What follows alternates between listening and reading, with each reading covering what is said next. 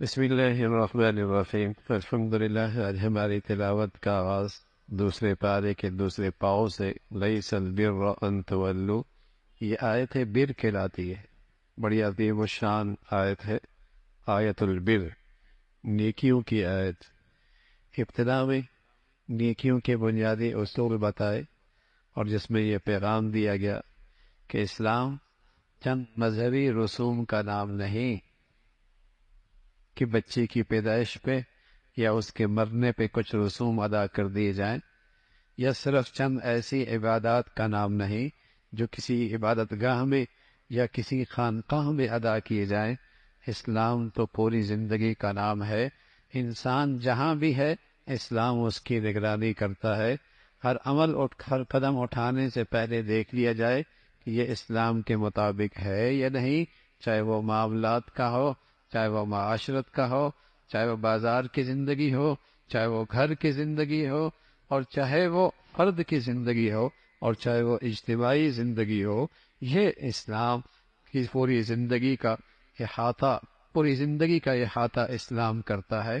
اور پھر اس کے بعد اس کی تفصیل بتائی، اور سب سے پہلے اسلام کا یہ حکم ہے، اور وہ حکم قصاص کا ہے جو ساری دنیا کی امن اور سلامتی کا ضامن ہے۔ یہ اسلام کا ایسا حکم ہے، اگر کسی زمین کے حصے پہ نافذ ہو جائے وہاں امن قائم ہو جاتا ہے، وہاں دوسروں کی جان و مال کی حفاظت ہو جاتی ہے۔ اور اس حکم کے اندر عدل بھی ہے، رحمت بھی ہے، عدل بھی ہے، رحمت بھی ہے، کہ اگر قاتل سے مقتول کا بدلہ لے ورثاء مقتول کے تو یہ عدل ہے، اور چاہیں تو دیت لے کر یا معاف کر کر درگزر کر دے تو یہ رحمت ہے۔ اس حکم میں عدل بھی ہے کہ مقتول کے ورثاء چاہیں تو قاتل سے قتل کا بدلہ لے، یہ عدل ہے، یہ انصاف ہے، اور چاہے دیت لے کر یا معاف کر کے درگزر کر دے، یہ رحمت بھی ہے اور یہ احسان بھی ہے۔ اس ایک حکم میں یہ دونوں چیزیں موجود ہیں، اور ساتھ اس بات کی تلقین فرمائی کہ قاتل مقتول میں کتنا ہی تفاوت کیوں نہ ہو، خاندانی لحاظ سے، مالی حیثیت سے، نسبی لحاظ سے کتنا ہی تفاوت کیوں نہ ہو، ہر حال میں مقتول کے قاتل کو اس کے بدلے میں قتل کیے جائے۔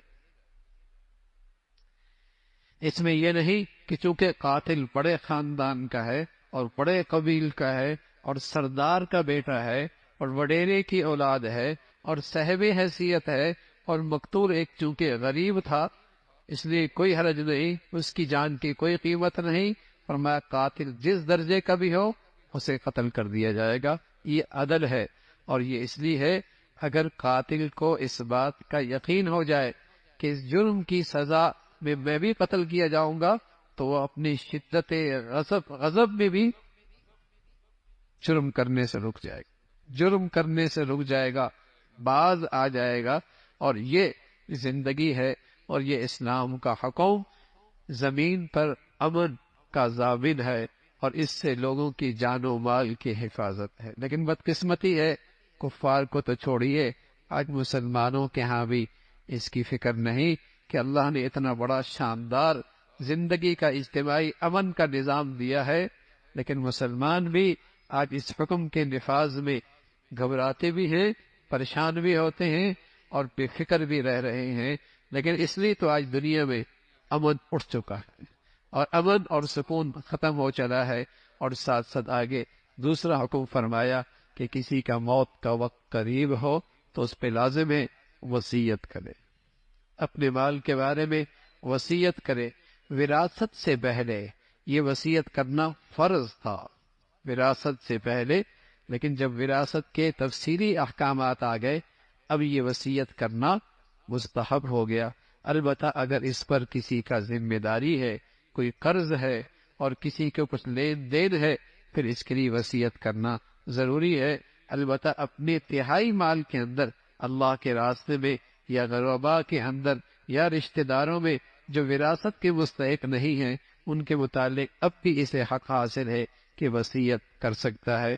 اور پھر اگلا حکم فرمایا روزہ یہ ایک ایسا نسخہ ہے اور یہ ایسا کورس ہے تربیت کا، اگر اس کو صحیح آداب کے ساتھ بجا لایا جائے تو آدمی کے دل میں تقوی کا چراغ روشن ہو جاتا اور تقوی کی شمع روشن ہو جاتی ہے، اور اس کا باطن زندہ ہو جاتا ہے، اور اس کے اندر ایک زندگی پیدا ہو جاتی ہے۔ یہ تقوی کی اس روزے کی بدولت یہ تقوی کا نور ملتا ہے، اس کا تذکرہ فرمایا۔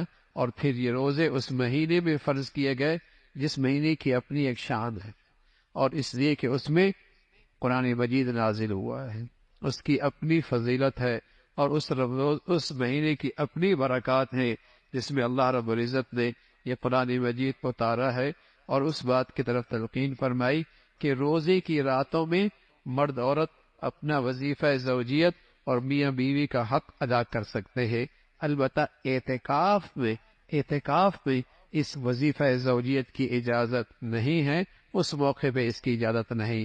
پھر ساتھ تلقین فرمائی اللہ کے راستے میں قتال اور جہاد کا حکم ہے، اور جس طرح شر اور خیر اور اچھائی اور برائی ہمیشہ سے ہے، ایسی حق اور باطل کا یہ سلسلہ بھی ہمیشہ سے جاری رہے گا۔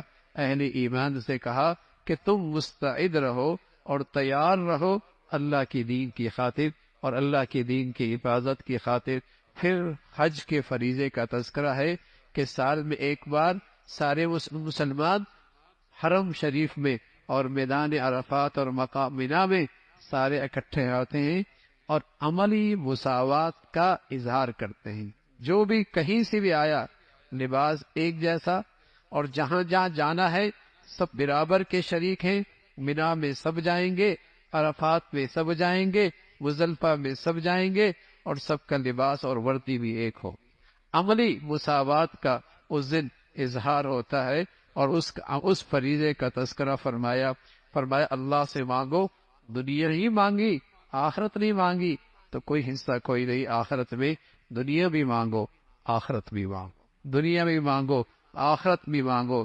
ایمان والوں کو تلقین فرمائی اسلام کو تقسیم مت کرو کہ کچھ پہ عمل ہے اور کچھ کا انکار ہے، اور کچھ کی زندگی کو اپنا رہے ہو اور کچھ کو نظر انداز کر رہے ہو۔ پورے اسلام میں داخل پورا اسلام اپنی زندگی میں لے کے آؤ، پورے طور پہ اسلام میں آ جاؤ۔ ایک آدمی مسجد میں پاؤں رکھے باقی سارا جسم باہر ہو تو کوئی نہیں کہتا یہ مسجد میں داخل ہو گیا، کوئی نہیں کہتا۔ اسی طرح اسلام میں بھی پورے داخل ہو جاؤ، اور وہ ایک مکمل زندگی کا نام ہے، اس کا تذکرہ فرمایا۔ اور پھر اللہ رب العزت نے اس بات کی طرف توجہ دلائی کہ اللہ کے راستے میں خرچ کرنا، کتنا خرچ کرنا یہ زیادہ اہم نہیں ہے، اہم یہ ہے کہ کس نیت سے خرچ کر رہے ہو اور کہاں خرچ کر، یہ زیادہ اہم ہے کہ جو خرچ کر رہے ہو کس لیے خرچ کر رہے ہو اور کہاں خرچ کر رہے ہو۔ مصرف ٹھیک ہے اور جذبہ تمہارا ٹھیک ہے۔ اگر ریا اور نام و نمود ہے اور نمائش ہے تو سارا بھی خرچ کر جاؤ، کوئی قدر و قیمت نہیں ہے۔ اور اگر جذبہ ٹھیک ہے، مصرف ٹھیک ہے، تھوڑا بھی اللہ کی نظر میں بہت ہو جائے گا۔ اس کی اہمیت نہیں کتنا خرچ کیا، یہ اس کی اہمیت ہے کہ جذبے کے ساتھ خرچ کیا اور اس کا مصرف کیسا ہے۔ کہ ایسا نہ ہو کہ تم خرچ تو کر رہے ہو، بجائے نیکی کے فروغ ہونے کے شر کو فروغ مل رہا ہے، اور بجائے خیر کے پھیلنے کے برائی پھیل رہی ہے، بجائے حق کی تقویت اور استحکام کے باطل کو قوت اور طاقت تمہارے خرچ سے مل رہی ہے۔ بہتر تھا اس سے کہ تم نہ خرچ کرتے، بہتر تھا اس سے کہ تم نہ خرچ کرتے، اس کی تلقین فرمائی۔ اور پھر معاشرے کی بنیاد خاندان ہوتا ہے، اور خاندان کی ابتدا ازواجی رشتے سے ہوتی ہے، تو توجہ دلائی کہ ازواجی رشتے میں دین اور اخلاق کو دیکھا کرو۔ مشرک کے ساتھ ایک مسلمان عورت کی شادی نہیں ہو سکتی، اور ایک مسلمان کی مشرک عورت کے ساتھ شادی نہیں ہو سکتی۔ ازواجی رشتے کی بنیاد اخلاق ہے، دین ہے، چاہے وہ کتنی تمہیں بھلے لگے اور ہماری حیثیت سے کتنے ہی اسے کہیں کہ صاحب حیثیت ہی کیوں نہ ہو، لیکن رشتے کی بنیاد اور ازواجی تعلق کی بنیاد جس سے پھر کنبہ بنے گا اور جس سے پھر خاندان بنے گا اور جس سے پھر معاشرہ بنے گا، یہ اس کی پہلی اکائی ہے۔ اور اس پہلی اکائی کی بنیاد اٹھاؤ اخلاق اور دین، اخلاق اور دین پر۔ زندگی کے اس سفر میں ساتھی ایسا مل جائے جو نیک اور خوف خدا رکھتا ہو تو یہ زندگی کا سفر بڑا آسان ہو جاتا۔ زندگی کے سفر میں اگر ساتھی ایسا مل جائے جو نیک اور خوف خدا رکھتا ہو تو زندگی کا سفر بڑا آسان ہو جاتا ہے، زندگی کا سفر بڑا آسان ہو جاتا ہے۔ حسن بصری رحمت اللہ علیہ کی خدمت میں ایک شخص آئے، کہ بیٹیاں جوان ہیں، بڑے بڑے شہزادوں کے رشتے آ رہے ہیں اور بڑے بڑے صاحب حیثیتوں کے نکاح رشتے آ رہے ہیں، سمجھ نہیں آ رہی بیٹی کہاں دو۔ اب فرمان لگے جو اللہ سے ڈرتا ہے بیٹی وہاں دو۔ اگر مزاج مل گیا بہت اچھے طریقے سے رکھے گا، اگر مزاج نہ بھی ملا تو زیادتی اور ظلم تو نہیں کرے گا، زیادتی اور ناانصافی تو نہیں کرے گا۔ تو ازواجی زندگی کے اس سفر میں نیکی دیکھو، خوف خدا دیکھو۔ اگر سفر کا ساتھی ایسا مل جائے تو زندگی کا سفر آسان ہو جاتا ہے۔ اور پھر توجہ دلائی، عورت کے مخصوص ایام ہوتے ہیں حیض کے، اس میں ازواجی تعلق سے احتیاط کرو، اس لیے کہ ایسے جراثیم ہوتے ہیں جس سے دونوں کی صحت کے لیے خطرہ ہے، جس سے دونوں کی صحت کا خطرہ ہے۔ اگر کوئی مرد یہ قسم کھا لے کہ میں اپنی بیوی کے پاس 4 مہینے تک نہیں آؤں گا اور وہ نہیں آیا تو خود بخود ایک طلاق ہو جائے، خود بہت ایک طلاق ہو جائے گی۔ لیکن اگر درمیان میں آ گیا تو قسم ٹوٹ گئی، کفارہ دے دے اور میاں بیوی کا تعلق باقی رہے گا۔ پھر فرمایا طلاق بری چیز ہے، حرام ہے، اچھی چیز نہیں ہے، شریعت اسے پسند نہیں کرتی، لیکن باوجہ مجبوری کہ ایک دوسرے کی زندگی ایک دوسرے کے لیے مصیبت بنی ہوئی ہے تو شریعت نے اس کی اجازت دی ہے، لیکن ساتھ ساتھ اس کی اصلاح بھی فرمائی کہ ایسا نہیں کہ عورت کو پریشان کرنا مقصود ہو۔ طلاق 3 تک ہے، اگر 2 دے دی رجوع کر سکتے ہو، تیسری دے دی واپسی کی اب کوئی صورت نہیں ہے، لوٹنے کی اب واپسی کی کوئی صورت نہیں ہے۔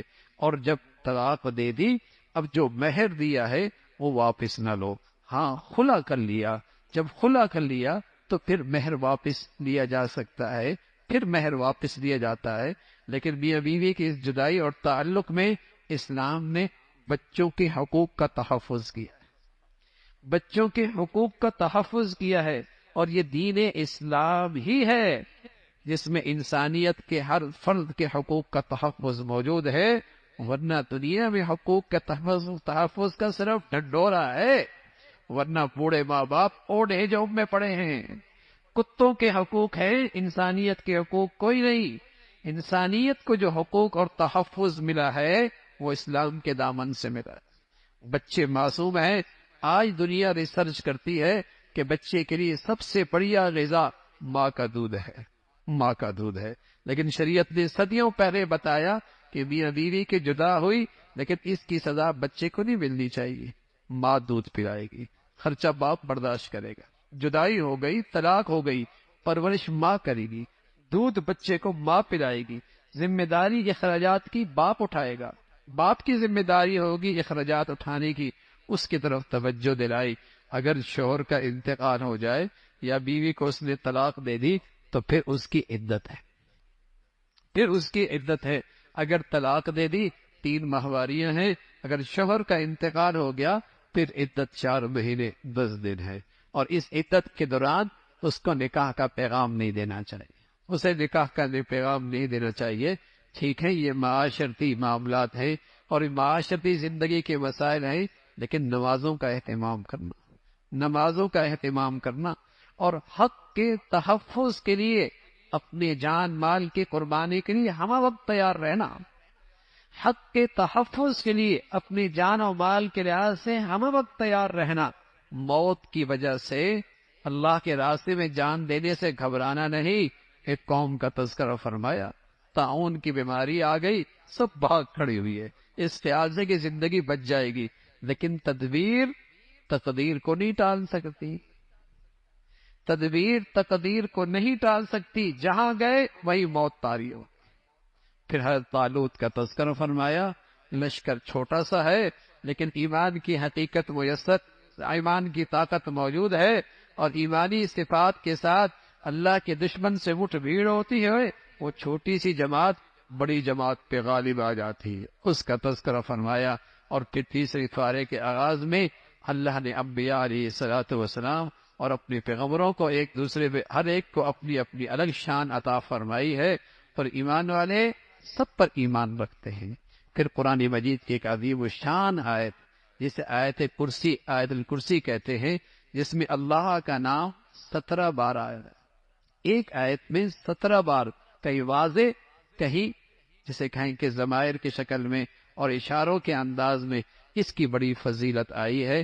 پھر فرمایا دین اسلام میں جبر نہیں ہے، کسی کے گردن پہ تلوار رکھ کر مجبور کر کے اسے اسلام میں داخل نہیں کیا جا سکتا، کسی کو زبردستی اسلام میں نہیں داخل کیا جا سکتا، لیکن ہاں بھائی اسلام قبول کر لیا، اب حد بھی ہے، شراب پہ کوڑے بھی ہے، زانی کے لیے کوڑے بھی ہیں، ہاں پھر ہے جیسے آپ کو زبردستی فوج میں داخل نہیں کیا جا سکتا، لیکن فوج کے قوانین کی خلاف ورزی کی پھر کورٹ مارشل ہوتا ہے، پھر کورٹ مارشل ہوتا ہے، زبردستی لایا نہیں جاتا، لیکن جب چلے گئے اپنی مرضی سے پھر قوانین کی خلاف ورزی کی کورٹ مارشل ہوگا، پھر سزا ہوگی۔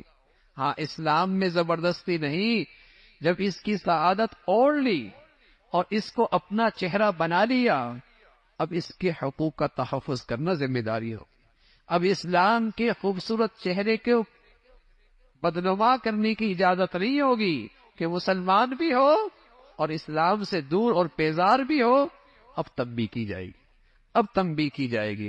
اور پھر تذکرہ فرمایا ابراہیم علیہ السلام کا، وقت کا بڑا بادشاہ، ظالم بادشاہ نمرود، جو بڑا سرکش تھا، جسے اپنی طاقت پہ بڑا گھمنڈ تھا، آپ سے بحث کرنے لگا اللہ کیسے ہے، آپ نے سادہ انداز میں اسے سمجھایا اللہ وہ ہے، اللہ تعالیٰ وہ ہے جو زندگی اور موت کا اختیار رکھتے ہیں۔ کہنے لگا میں بھی تو جس پہ موت کی سزا ہو اسے رہا کر دوں گا، اور جو آزاد ہے اسے سولی پہ لٹکا دوں گا۔ ابراہیم علیہ السلام سمجھ گئے کہ ہے کون ذہن قسم کا آدمی، عقل سے پیدل ہے۔ دوسرا اس کو جواب دیا، فرمایا میرا اللہ وہ ہے جو مشرق سے سورج نکالتا ہے، مغرب میں غروب کرتا ہے، اب فوحید الذی کا، اب اس سے کوئی جواب نہیں بنا۔ پھر اللہ رب العزت نے حضرت عزیر کا تذکرہ فرمایا، ایک بستی سے گڑے، خیال آیا اللہ میاں یہ بستی بنجر ہو چکی ہے اور اس کے جانب رہنے والے سبھی انتقال کر گئے ہیں، تو مردوں کو زندہ کیسے کرتا ہے؟ خیال آیا وہ منظر دیکھنا چاہتا ہوں۔ اللہ نے حضرت عزیر پر موت طاری کر 100 سال کے بعد اٹھایا، قرآن میں 100 سال کے بعد اٹھایا۔ اللہ کی شان، جس سواری پہ تھے وہ تو ہڈیاں بوسیدہ ہو گئے، اور جو کھانا تھا اللہ نے 100 سال تک اس کھانے کو سلامت رکھا۔ جو چیز جلدی خراب ہوتی ہے اللہ نے اپنی قدرت سے اسے محفوظ رکھا، جو دیر تک باقی رہتی ہے اللہ نے اس کا نام و نشان ہی ختم کر دیا، 100 سال کے بعد زندہ کیا۔ اللہ بڑی طاقتور۔ اور میرے عزیزو یہ قرآن میں کہانیاں نہیں ہیں، یہ قرآن اللہ کا تعارف کراتا ہے۔ تم بڑی بڑی طاقتوں سے متاثر ہوتے ہو اور بڑی بڑی طاقتور قوتوں سے مرعوب اور خوف زدہ رہتے ہو، اللہ سب سے بڑی قدرت والے، اور اللہ تعالیٰ آج بھی اپنی پوری طاقت اور قدرت کے ساتھ، آج بھی اپنی پوری قوت اور طاقت کے ساتھ ہیں۔ ابراہیم علیہ السلام فرمانے کے اللہ میں دیکھنا چاہتا ہوں کیسے ہوتا ہے، فرمایا پرندے لے لو اور ان کو ذبح کر دو، اور پہلے ان پرندوں کو اپنے سے مانوس کرو، اور مانوس کرنے کے بعد پھر انہیں ذبح کر دو، پھر ان کا گوشت آپس میں ملا دو، اور ملان کے بعد ایک پہاڑی پہ رکھ دو، اور پھر ان پرندوں کو بلاؤ۔ ابراہیم علیہ السلام نے ایسا ہی کیا۔ پھر کیا دیکھتے ہیں کہ وہ پرندہ، اس کے گوشت کی ہڈیاں پیدا آپس میں ملتی ہیں، گوشت ان پہ چڑھتا ہے، ان کے پر واپس آتے ہیں، ان کی روح واپس آتی ہے، اور وہ سارے پرندے ابراہیم علیہ السلام کے پاس اڑ کے آ جاتے۔ اللہ بڑی قوت والا اور بڑی طاقت والی ذات ہے۔ پھر اللہ نے اپنے راستے میں خرچ کرنے کی فضیلت بتائی، اور جو آدمی اللہ کے راستے میں اللہ کو راضی کرنے کے لیے خرچ کرتا ہے، فرمایا اس کی مثال اس کاشتکار کی طرح ہے جو ایک بیج ڈالتا ہے، اور ایک بیج سے اس کے 7 بالیاں نکلتی ہیں، اور ہر بالی کے اندر 100 دانے ہوتے ہیں۔ ایک دانے سے اس کو 100 دانے ملے، دیا اس نے ایک دانہ، ملے اسے 700 دانے۔ کوئی اللہ کے راستے میں 1 روپیہ صحیح جذبے کے ساتھ اور صحیح مصرف میں خرچ کرتا ہے، پھر اللہ رب العزت ہزاروں کروڑوں اس کو نیکیاں عطا فرما، پھر اللہ تعالیٰ اسے ہزاروں لاکھوں کروڑوں نیکیاں عطا فرما، اس کے خزانوں میں پھر کوئی کمی نہیں ہے۔ فرمایا ہاں، خرچ کرنے میں خرچ کے آداب کا خیال رکھا کرو۔ ایسا نہ ہو کہ خرچ تو کیا لیکن احسان جتلایا، خرچ کیا لیکن نمائش اور نام و نمود کے لیے۔ اس کی مثال تو اس کاشتکار کی طرح ہے جس نے چٹان پہ تھوڑی سی مٹی دیکھ کر بیج ڈال دیا، ذرا سی بارش ہوئی، مٹی بھی گئی، بیج بھی گیا۔ چٹان پر تھوڑی سی مٹی دیکھ کر بیج ڈال دیا، بارش آئی، مٹی بھی گئی، بیج بھی ضائع ہو گیا۔ ریاکار کی مثال ایسی ہے، نیکی کر کے جتلانے والے کی مثال ایسی ہے۔ فرمایا خرچ کرو، چھپ کے کرو، علل اعلان کرو، دونوں اللہ کے ہاں قابل قبول ہیں۔ پھر اللہ کے راستے میں جو دین کی خدمت اور حفاظت میں لگی ہوئی ہیں، ان پہ خرچ کرنے کی فضیلت بتائی۔ فرمایا وہ لوگ جو لپٹ لپٹ کے لوگوں سے بھیک نہیں مانگتے، وہ ہیں بڑے عفیف، بڑے خوددار، لیکن ہیں غریب، اور ان کی زندگیاں اللہ کے دین کی خدمت اور اس کی علم کے سیکھنے میں لگی ہوئی ہیں۔ یہ تمہارے مالوں کے زیادہ مستحق ہیں۔ پھر سود خوروں کی مذمت فرمائی۔ فرمایا سود خور کل قبروں سے ایسا اٹھے گا جیسے کسی پر شیطان یا جن مسلط ہو جائے تو مجنون سا ہو جاتا ہے، ایسا ہی سود خور قبروں سے اس انداز میں اٹھے گا۔ سود خور کے لیے قرآن نے وہ وعید بتائی جو کسی بڑے سے بڑے گناہ پر بھی ایسی وعید اور ایسے عذاب کی تذکرہ نہیں فرمایا۔ فرمایا سود خور اپنی سود خوری سے باز آ جائے، اگر نہ باز آیا تو پھر اس سے اللہ اور اللہ کے رسول کی طرف سے اعلان جنگ۔ اور بھائی کوئی بندہ اللہ سے اعلان جنگ کرے تو بتائیے ہار کس کی ہوگی؟ مقابلہ کرے تو شکست کس کی ہوگی؟ کون رسوا اور ذلیل ہوگا؟ سود خور کے لیے یہ اللہ کی طرف سے سخت وعید اور تنبیہ ہے۔ اللہ رب العزت ہمیشہ حلال عطا فرمائے اور برکت والا عطا فرمائے، اور سودی لین دین سے اور سودی کاروبار سے اور سود کے کھانے پینے سے اللہ تعالی ہمیشہ محفوظ فرمائے۔ پھر معاملات کے سلسلے میں قرآن کی سب سے بڑی آیت، معاملات کے سلسلے میں آج کا مسلمان عبادت کا دیندار تو ہے اور عبادت کا مسلمان تو ہے، لیکن معاملات اور معاشرت کا مسلمان ڈھونڈنے سے نہیں ملتا۔ آج کا مسلمان عبادت کا مسلمان تو ہے، لیکن معاملات اور معاشرت کا مسلمان ڈھونڈنے سے نہیں ملتا کہ وہ معاملات میں بھی مسلمان نظر آئے نا بھائی، وہ اپنے اٹھنے بیٹھنے رمی خوشی کے اندر بھی تو مسلمان نظر آئے۔ ہندو اور مسلمان کی معاشرت میں فرق ہونا چاہیے نا، عیسائی اور مسلمان کی معاشرت میں فرق ہونا چاہیے نا، غیر مسلم اور مسلمان کی معاملات میں فرق ہونا چاہیے نا۔ معاملات کا مسلمان، اور قرآن کی سب سے بڑی آیت معاملات کے متعلق اس کی اہمیت بتائی ہے کہ معاملات اسلام میں کتنے اہم ہیں۔ اگر تمہارا لین دین ہو اور کسی وقت کے لیے ہو، ادھار ہو، دستاویز لکھ لو، کسی کو گواہ بنا لو، اور اگر سفر میں ہو دستاویز نہیں لکھ سکتے، وقت مقرر کر لو، نہیں لکھ سکتے سفر کی وجہ سے، کوئی چیز رہن رکھوا دو۔ ہاں اگر معاملہ ادھار کا نہیں ہے، نقد ہے، پھر لکھنے کی ضرورت نہیں، اس طرف توجہ دلائی۔ اور پھر اللہ سے کیسے مانگنا ہے اور کس انداز سے اللہ سے مانگنا ہے اور کیا کچھ مانگنا ہے، اس سورت کے آخر میں ان دعاؤں کا تذکرہ فرمایا۔ پھر سورہ عمران ہے، اور یہ آل عمران کا خاندان کا اس سورت میں تذکرہ ہے، اسی نسبت سے اس سورت کا نام آل عمران ہے۔ وہ نجران کے عیسائی حضور علیہ الصلوۃ والسلام کی خدمت میں آئے اور عیسیٰ علیہ الصلوۃ والسلام کے الہ ہونے کا، اسے کہیں کہ اس کا اظہار کرنے لگے اور اس پر اصرار کرنے لگے، آپ علیہ الصلوۃ والسلام سے بحث کرنے لگے۔ ان چیزوں کو انہوں نے حجت بنایا جو قرآن میں متشابہات ہیں، جس کا مفہوم اللہ ہی جانتا ہے۔ قرآن میں کچھ آیتیں محکم ہیں جن کا مفہوم بالکل واضح ہے، اور احکامات کی بنیاد بھی وہی آیتیں ہیں، لیکن جن کے مزاجوں میں فتنہ ہوتا ہے وہ متشابہات بنا کر گمراہی کو پھیلاتے ہیں۔ اس کا تذکرہ فرمایا بہت ساری دنیا کی نعمتیں جو اللہ نے دے رکھی ہیں، لیکن لوگوں کے دلوں میں وہ ایسی رچ بس گئی کہ ان نعمتوں نے اسے اللہ سے غافل کر رکھا ہے، حالانکہ اللہ کے پاس جو ہے وہ اس دنیا سے بہت بہتر ہے، اور اللہ کی رضا سب سے بڑی دولت ہے، اور وہ اللہ کے نیک بندوں کے لیے ہے جو اللہ سے فریادیں کرتے ہیں، معافی مانگتے ہیں، اور خاص طور پہ سحری کے وقت اللہ تعالیٰ کے سامنے توبہ اور استغفار کرتے ہیں۔ اللہ رب العزت کو جو دین پسند ہے وہ دین اسلام پسند ہے۔